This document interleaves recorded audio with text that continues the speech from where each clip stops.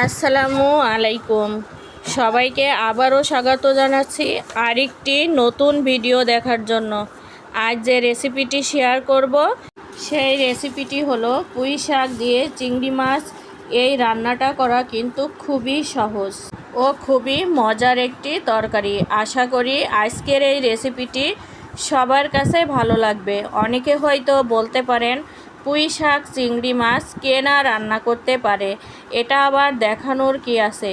আসলে ব্যাপারটা হলো প্রত্যেকের রান্নাবান্নার ধরন আলাদা হয়ে থাকে। আমি কিভাবে রান্না করি সেটাই আর কি আপনাদের সাথে শেয়ার করলাম। এই রান্নাটা করতে যেসব উপকরণ লাগবে সব কিছুই রেডি করে নিয়েছি। এখানে আমি আলু দিব না, যার যার পছন্দ অনুযায়ী দিতে পারেন। পুঁই শাকগুলো কেটে ধুয়ে পরিষ্কার করে নিয়েছি।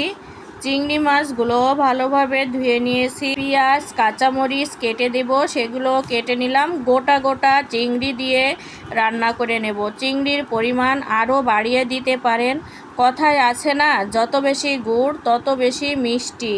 খুবই অল্প মশলা দিয়ে রান্না করলে খেতে অনেক বেশি ভালো লাগে এই তরকারিটি।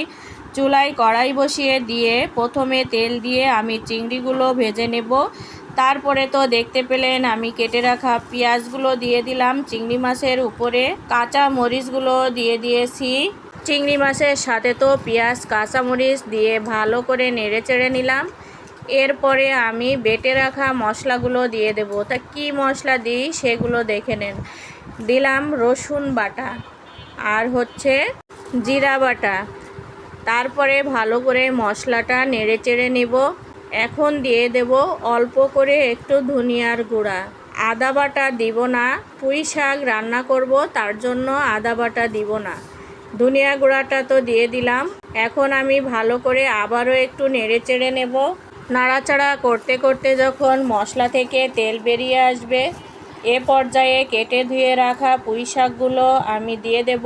কোনো প্রকারের পানি দিব না। পুঁই শাক দিয়ে যে পরিমাণে পানি বেরোবে তা থেকে আমার রান্না হয়ে যাবে। এই যে পুঁই শাক দিয়ে দিচ্ছি। আর এই পুঁই শাকটা কিন্তু অনেক বড় লম্বা ছিল, টালের পুঁই শাক, আর মোটা মোটা ডগা ছিল। পুঁই শাক দেখেই বোঝা যাচ্ছে ডগাগুলো অনেক মোটা মোটা ছিল। সব কয়টি পুঁই শাক আমি দিয়ে দিলাম, দিয়ে ঢাকা দিয়ে দিলাম। ঢাকনাটা তুলে নিয়ে এখন আমি একটু সব কিছুর সঙ্গে পুঁই শাকটা মিশিয়ে নেব। তা দেখেন পুঁই শাকটা তো আমার ঢাকা দেওয়ার কারণে কমে গেল।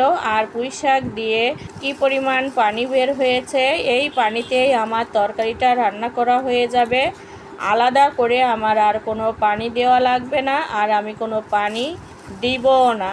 আর এই তরকারিতে খুব বেশি ঝোল রাখারও কোনো প্রয়োজন নেই, কারণ ঝোল রাখলে খেতে ভালো লাগবে না।